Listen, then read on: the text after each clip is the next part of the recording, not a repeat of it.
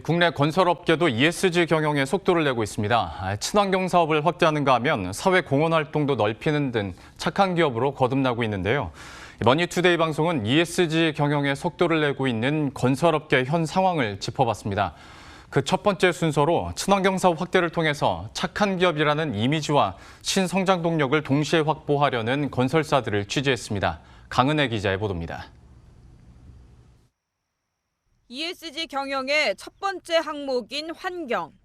친환경적인 활동을 통해 기업이 사회적 책임을 다하는지 평가하는 지표로 활용되고 있습니다. 이 같은 글로벌 경영 트렌드를 반영해 국내 건설업계 역시 친환경에 초점을 맞추고 있습니다. 삼성물산은 지난해 말 국내 비금융사 최초로 탈석탄을 선언했습니다. 석탄 화력 발전 관련 모든 신규 사업을 더 이상 추진하지 않기로 했습니다. 삼성물산은 최근 개최된 주주총회에서 ESG 경영의 중요성을 고려해 기존의 거버넌스 위원회를 ESG 위원회로 확대 개편했습니다.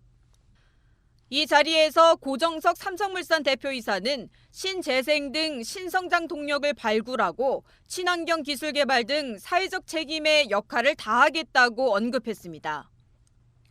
롯데건설은 수처리 시설 시공과 기술 개발에 속도를 내고 있습니다. 수처리, 바이오가스 등 신재생에너지 기술 개발은 물론 이를 통해 공사비와 운영비 절감 효과도 기대할 수 있습니다.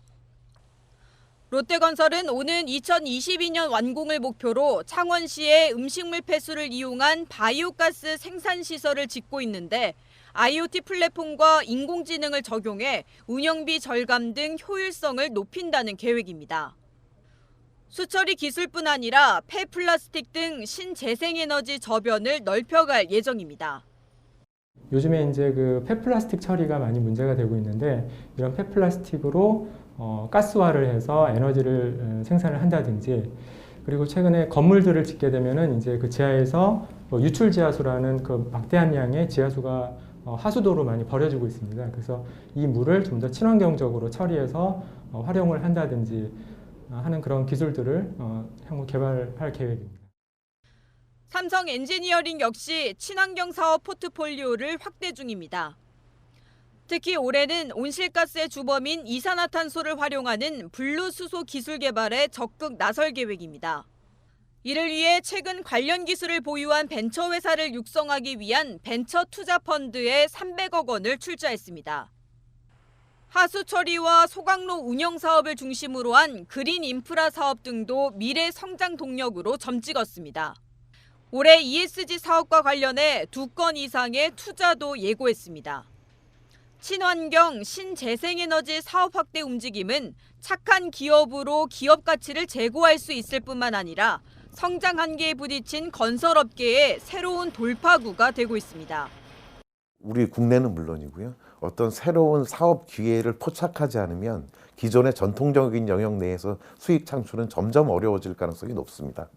이러한 측면에서 봤었을 때 그 발빠르게 성장하고 있는 환경 분야, 친환경 분야, 신재생에너지 분야, 더 나아가서 ESG까지 넓혀지는 사업 영역에 대한 관심들은 당장의 어떤 사업 영역을 넓히는 것뿐만 아니라 수익 향상에 절대적으로 기여할 수 있을 것이라고 보고요.